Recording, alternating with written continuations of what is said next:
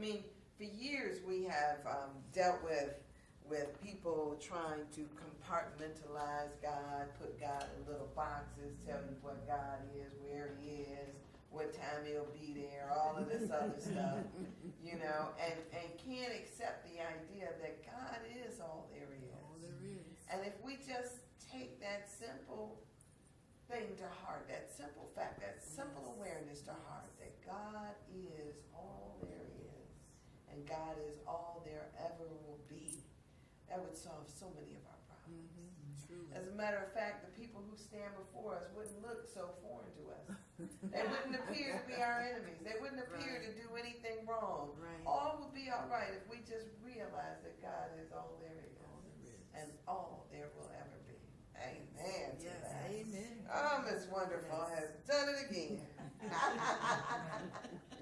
Oh, so greetings, everybody. Greetings.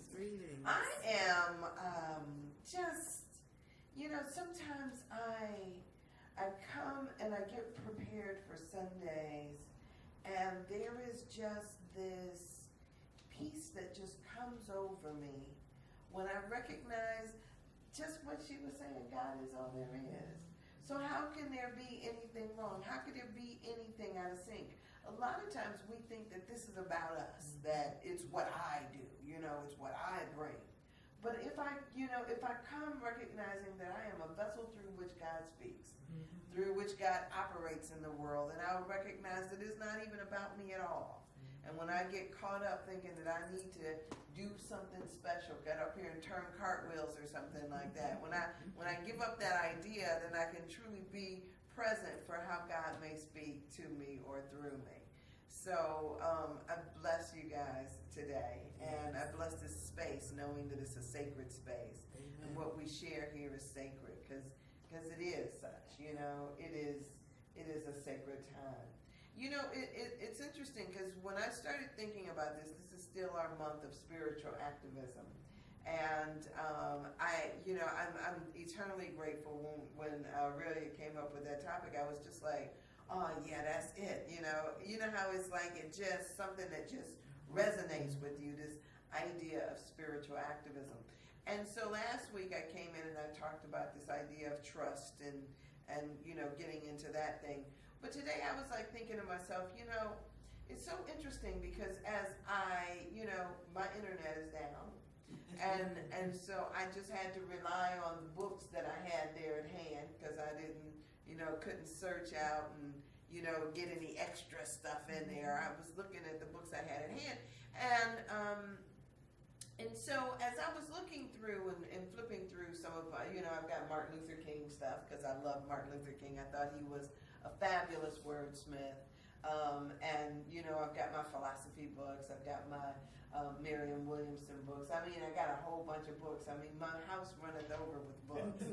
And it's so funny since Alan has given me the Kindle, it's like I know that I got 100 books on there, but at the same time, it's like something about it just makes it seem like, wow, you know, that bulk in our minds, that bulk means something, you know. The more you have, it seems like you've got something. And then when it's just on this little bitty tablet, it just doesn't seem right. But I use it nonetheless. So today as I was like searching and you know, praying about it, I started thinking about this idea of radical forgiveness. People start to talk about so many different things that are going on in our planet. And if you've noticed, and I know you have, that the way that is set up, the way that we're enculturated in this country is this idea of the us and them kind of mentality. Like there's something else out there, somebody else out there, and they're out to get me, you know, or they're out to get you. It's as if there is always some other out there. And so I started thinking about how this affects us and how we see the world. You know, it's amazing because we have this warmongering kind of mentality in our society that says that, you know, that we're right, they're wrong, or that says something that's about us, or we're protecting a lifestyle or a way of being, and we've made a enemy out of so many people and so many things.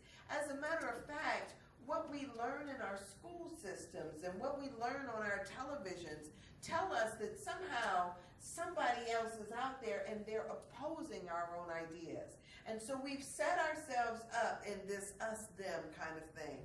And I started thinking, if we think about it from the standpoint of God is all there is, then maybe we can get to a point where we're not so vested in our enemies, but rather vested in the idea that all is love. You know, because I kept thinking to myself, how do we get to that place? You know, Martin Luther King used to talk about this idea that, you know, power without love can be misguided. It can be abusive. It can corrupt. You know, this idea of power, it says power corrupts, and it corrupts absolutely, right? And so they start talking about this thing, and he's like, there's another part to the equation. So the other part to the equation in our life has to be not just self, you know, the I. And it can't just be about me and who I think is important to me, but it also has to include everybody else. Because there is a whole system, a whole planet out here of other people that we have to figure out how to love. So I started thinking about it from the standpoint of view that all this stuff that happens to me for my growth and my good. I say this all the time, right? Yeah. But it's amazing because sometimes I think we don't quite get it, you know? I think there is this perception that, you know, that somehow we need to make others wrong so that we can be right. Or, you know, the way that I think is so different or something from somebody else. But it's all part of this whole equation, this whole goodness of God. So, you know, when I started thinking about it, I started thinking about, you know, so many different things. This mob mentality. You ever see people who get caught up in a group, and because the group think is one thing, then you adopt that group think, and the group think is not always beneficial to you? So I was reading about, because I couldn't, you know, get on the internet, I couldn't verify the names. I like to come with names, but, you know, sometimes I do it on the internet. I just Google it and I get the name. There was this mother whose child was murdered. And, you know, of course, what media does, they want to run up and put a microphone in your face and a camera in your face and ask you questions about what's going on or what you feel. And so they were like saying, you know, are you going to call for the death penalty? And the mother was like, you know, no. You know, that's not what I'm thinking. It's not what I'm feeling. That's not where I'm at. And so, you know, there's this thing where, you know, people are so like amazed as if forgiveness is like this revolutionary concept that we have never heard of before. But so many times when we're hurt and we're frustrated, we're not calling for death. We're not calling to, you know, that kill 'em kind of chant. We're not saying those things. As a matter of fact, as we look at our election season this year, I don't know how many of you guys recognize the fact that something is going on with this mob mentality. Mm-hmm. And it's not our truth. Yeah. It's not who we are as a people. I mean, to a great extent, all the people I know, most of the people I know are Americans, and most of the people I know are very loving, very forgiving, and very altruistic in their spirit. So when we see these things over and over again, you're wondering, where do they get these people? You know? Who are these people? Yeah, when they respond to the articles in the paper, do I even know anybody like this? It becomes a mob mentality. And when one person starts to, have some distinction or something in the group, then it seems like other people try to one-up them. You know, like, okay, if you're mad, I can get madder. But wonder if we start to shift things around, and when we talk about this idea of activism, wonder if we try to start to shift it around so that we start proclaiming the truth, and that the truth is that love is the only thing that's real, and all this other stuff is nothing, basically. You know, the Course in Miracles says that when you're not thinking with love, you're not thinking. You know, because love is our truth. Love is what's real. Love is the consistency here. And so when we start to get caught up in all of this other stuff, all of that stuff, I mean, who are we against? You know, I was thinking the other day, and let me back up and tell you guys this. Right now, here in Cleveland, the Greater Cleveland Urban Film Festival is happening right over at Shaker Square. I love going to the film festival. Alan and I have these passes, and so we've been going to see a lot of movies. And as a matter of fact, I volunteer with them as well. So the other day, one of the films that I watched was this one called A Tale of Two Cities.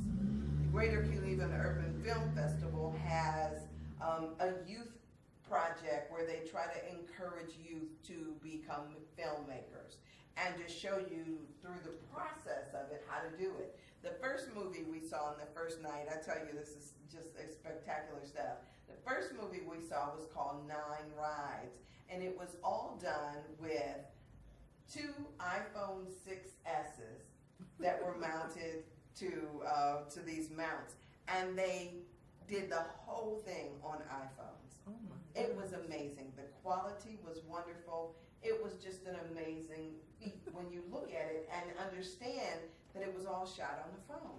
And you think to yourself, like, man, the capabilities of what we can do now because of technology that we carry around in our back pockets is unbelievable. So there's another film that I saw yesterday that was called A Tale of Two Cities, and it was about East Cleveland. And East Cleveland, they spotlighted the East Cleveland as it was originally founded by Rockefeller. Talked about how the park was, you know, basically his estate, his yard. And they talked about, you know, Millionaires Row and all the things. And then they juxtaposed that up against the East Cleveland of today. With the potholes that Gary Norton said was okay as long as they didn't exceed 1 foot in depth. So they showed this contrast, and then they showed it through the eyes of children, which I thought was very poignant. They asked the children if they felt safe, and one little girl replied, she says, well, yeah, I feel pretty safe 50% of the time. It's because I stay in an apartment building that has security. So they can't get to me. But I guess I could walk out the door and get shot in my head. Oh my God. And my question to the audience was, you know, this idea of what's our responsibilities as adults to our children. That our children are coming up in a society where they're not even feeling secure. I mean, that was not something that I had to deal with as a child. I mean, my parents always had us covered, you know? And so it became this thing of, you know, let's look at the real message here, you know, and let's not get caught up on, you know, whether the cinematography was great or how well the lighting or the sound or anything else. It's like this was done through the eyes of children and talked about through the eyes of children. And what responsibility do each of us have to this, to their upbringing and to this course? Because all of them are our children, right?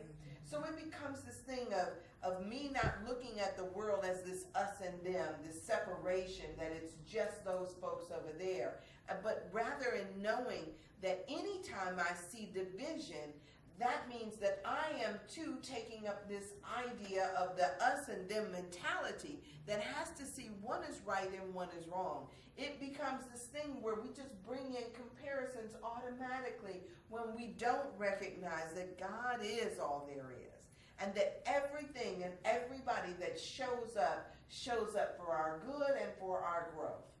And the people who come and they bring us struggle and strife, those things too are for our good and our growth. It's amazing to me. People get in relationships, and sometimes, we think that these relationships are supposed to be like, sunshine and blue skies every day, right? That's what we think. But the reality is that's not how it is, right? I mean, the reality is sometimes things happen, and that friction happens to help make us better people.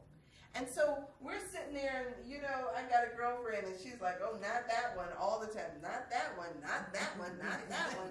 She finds problems with everybody. But, sometimes we have to stop and think to ourselves that maybe this is exactly what I need.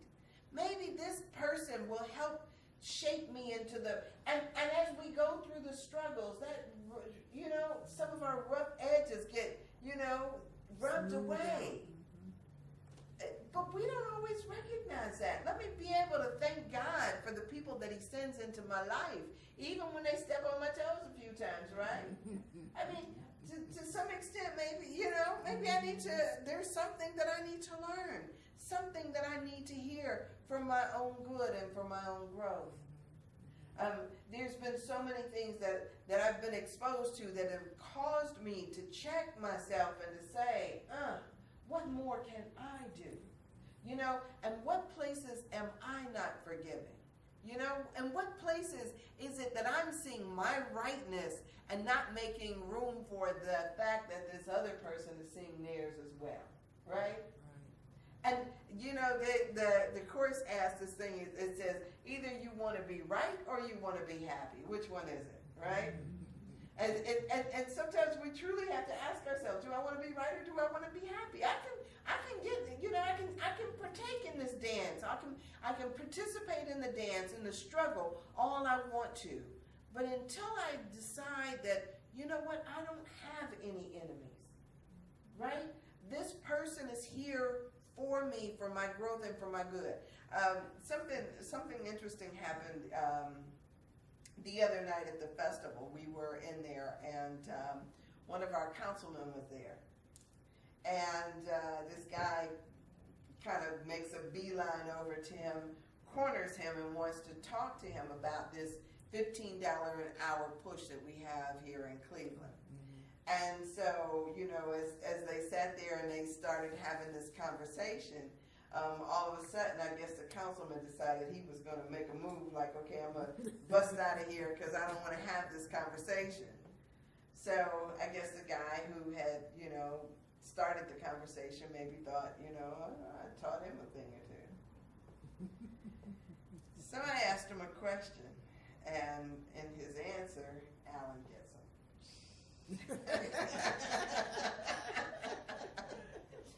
And it was so funny because the guy's first response, and I will say he's one of the, he's a really upstanding guy here in the community. I mean, good business sense and all that other stuff. He's proven himself to be a good guy.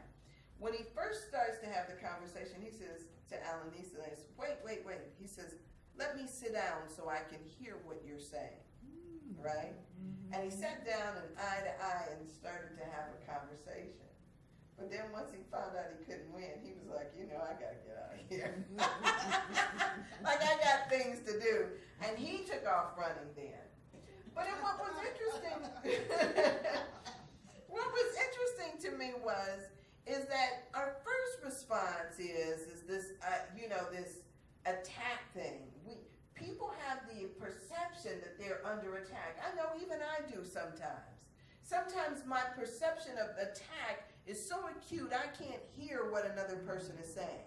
Because already in your mind you have made up what they're saying and that they are attacking you.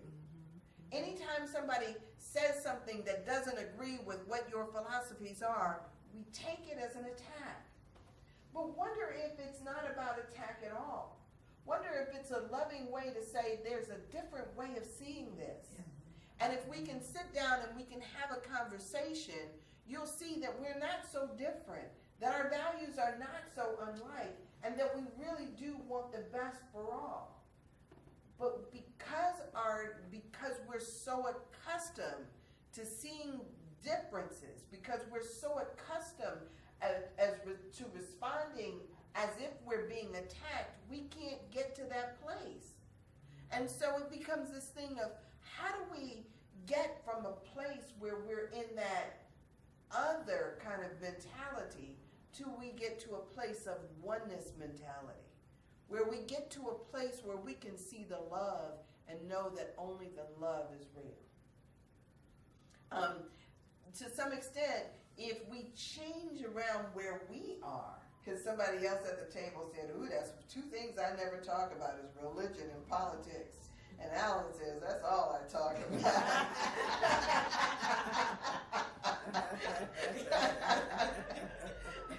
And there's a difference, though, because he's not coming from a place of malice, but one of love that says that, hey, let's see how we can, it's about shaping minds. I mean, teachers do that, right? They shape minds, they shape perceptions, and that's what they do, that's what they're wonderful about, right?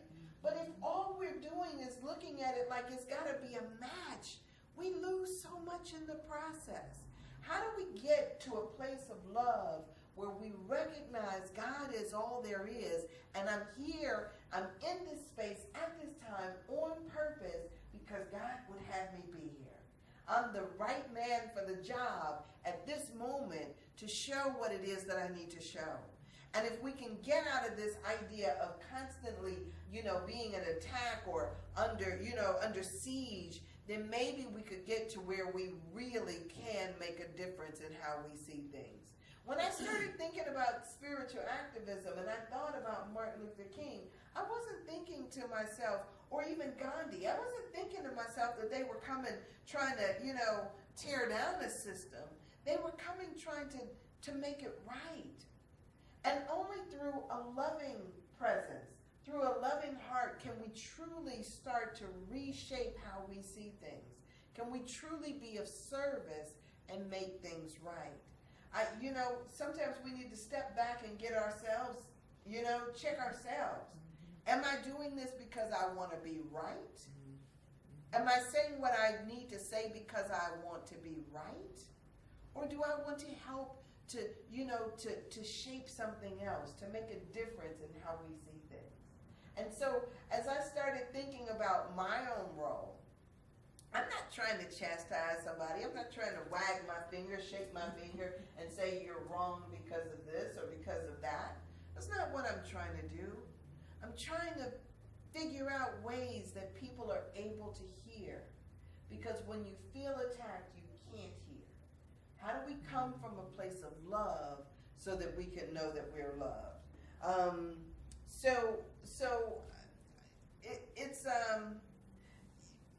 They say that love is real, right? All else is an illusion. All the other stuff is an illusion. So I started thinking about how we see the world, how we see things, right? Things take place for us on what we call a linear scale. There's today, tomorrow, there's the moment, that moment, and it kind of goes across.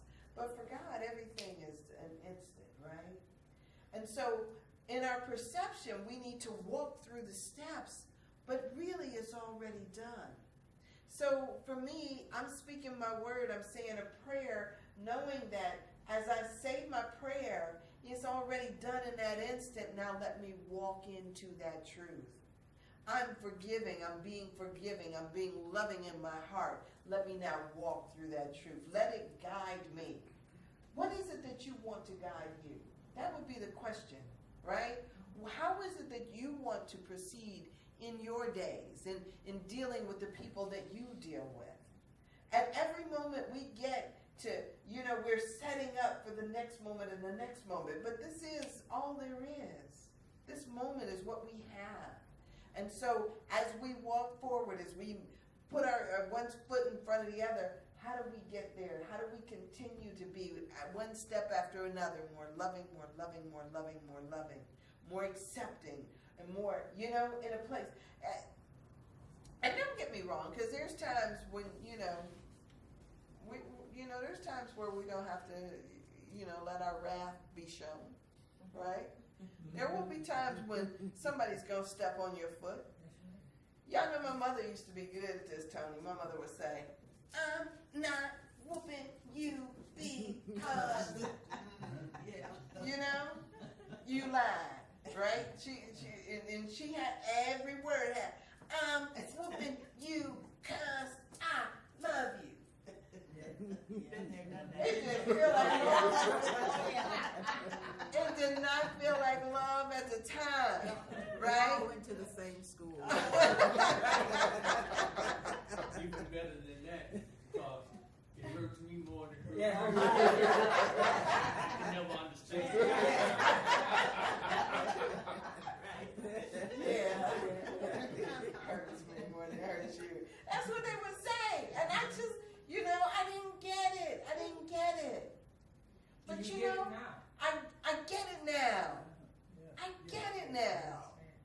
And so, you know, so I know that there are times when that righteous indignation, when we need to show people right from wrong, you know, so you can get it right now, so that later on somebody else is not out on the street chastising you, so that you build compassion in your heart, so you know what all this stuff feels like.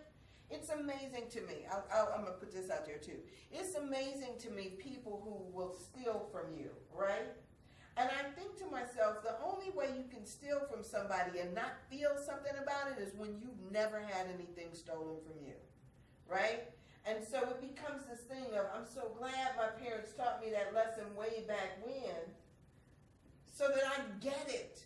I don't have to have somebody else teach me, right? I don't have to go through that thing. And so it becomes this thing of, you know, at every moment we are here and we can be the loving teachers of somebody in some situation. And Jesus in his teachings, you know, he would go in and at times he would have to throw the money changers out of the church and tell them the truth about the matter and what it is, where their focus ought to be. And it wasn't because he was being mean. It was because he was saying, hey, look, there is something else that we can be focused on. It's not about the money. It's not about the 30 pieces of silver.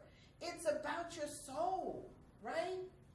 This day, how do we get it in here? I was looking at reading something a couple of weeks ago, and there was this thing about our souls, you know. And, you know, she was talking about how do we know what our soul is? And a lot of people think our soul is just the way that we think. And she says, but there's something a bit deeper than that. That's a bit beyond that. She says there's this silent part of you that, say, for instance, when you do something, you just know in your soul that you're wrong. It's not a thought. It's a feeling that you get, a tangible feeling. And it's in a place that you can't touch and you can't locate, right? It's just something that comes over you and just says, that's not right? We know when we're violating our own principles because we get that feeling in that particular place, in that whatever it is that's about us. And they were talking about that's when we know we've touched our own souls, right? When we've gotten that truth. It's amazing because when we look in each other's eyes, you know there's something there, right? You know that it's something so much deeper than what's on the surface. And a lot of times we don't see that, or we don't recognize that in one another.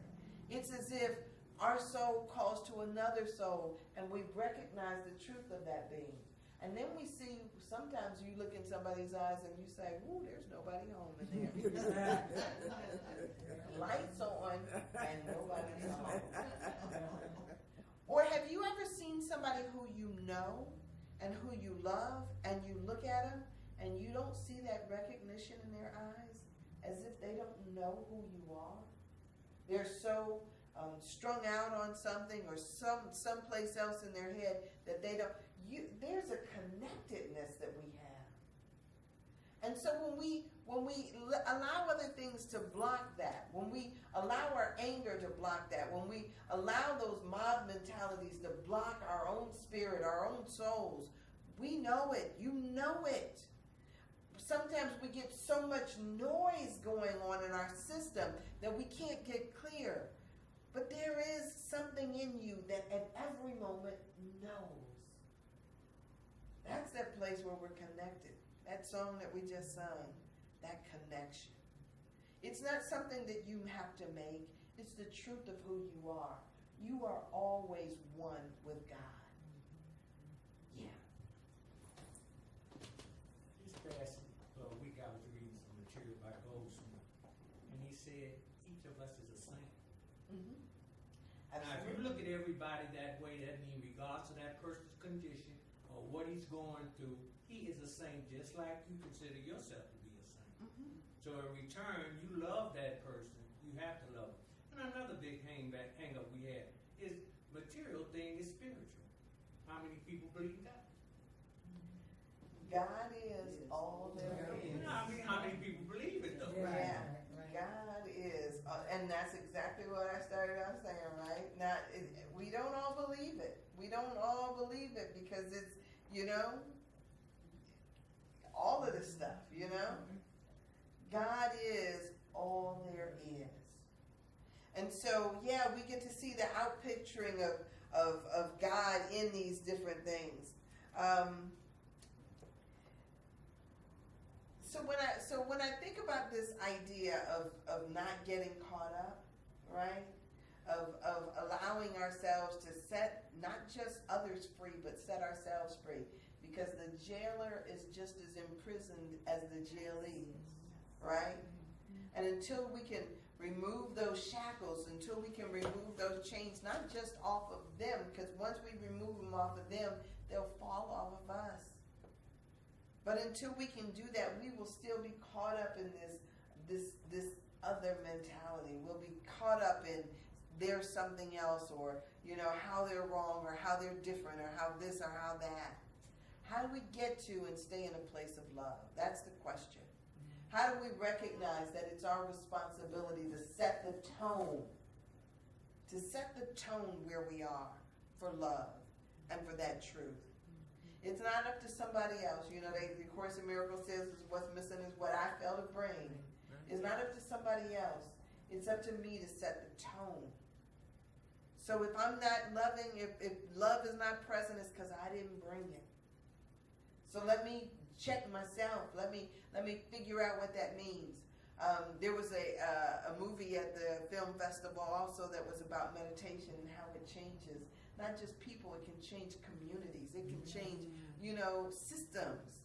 When people just take a few moments to recognize. Alan says that at his school they do this momentary reflection of examination of where God is seeking you. Right, it's a Jesuit tradition where Jesuits at the end of the day will reflect on the day and look at how God was actively seeking them. So now we have kids stop for 5 minutes to look over the day and think over what are their experience and how has God actively been seeking you today, and how have you responded to that or not.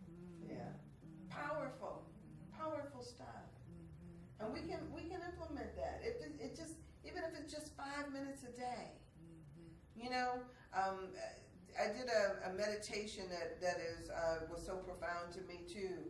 This idea of just seeing this white light, knowing that everything is in this white light, and the guy says, now see an altar in this whiteness, and he says, and then place all the seeming problems that you have on that altar, and then let it dissolve into the white light. It becomes this thing of us recognizing that everything that we think is happening is all within this thing called God. The answers to our issues, the answers to our problems, the desires that we have for ourselves, and they're not foreign, they're not out there somewhere. They are easily manageable. They say that every time a problem seems to occur, so too does the solution. Right then and there. It's immediate. But we don't always look for it. We don't always trust that that's true. We don't stand up for love. We don't stand up for forgiveness. And so if we get to the point where just radical forgiveness, radical love, radical ways of that spiritual activist, if we just become that, yeah, you know, there's so many people out here. We see activists and sometimes they turn into terrorists because there's so much anger and hatred. But if we make our love just as fierce as that, just as bold as that, just as, you know, just as big as that, man, we could turn around the world. Yes. Amen. Wow. Yeah. So, you guys pray with me as time, I know it's, so God, Father, Mother God, in this moment, we give thanks. We give thanks for the truth that you are all that is. God, as this perception of ourselves melts into you, we see the truth that you have always been all there is. So God, we thank you for healing us of our perception that there is something out there trying to get us. Thank you for healing the perception that love needs to be earned, or that love needs to be doled out in small quantities. Thank you for healing us of all of that, and recognizing that the truth is love is all there is. God, let us in a metaphysical sense, in a spiritual sense, dive over into that truth. Give ourselves up to that truth. Open ourselves up wide and just love as hard and as intensely as we can. Knowing that it's not something that we do, but it's what we are. God, let us let go of all the small-minded ideas we've ever had and just radically be in a place where we're able to forgive. And God, when we're resistant to it, as long as we have the willingness, we know you said it, just a little willingness. So God, we're willing in this moment to forgive and to love without bounds.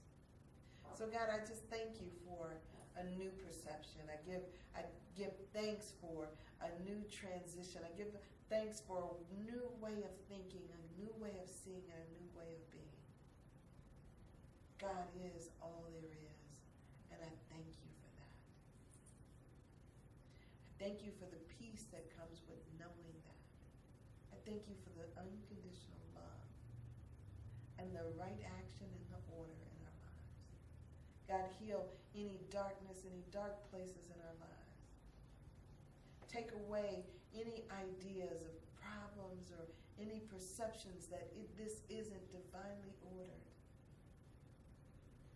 Guide our steps, God, so that we may walk in the light that is you. And so it is. Amen.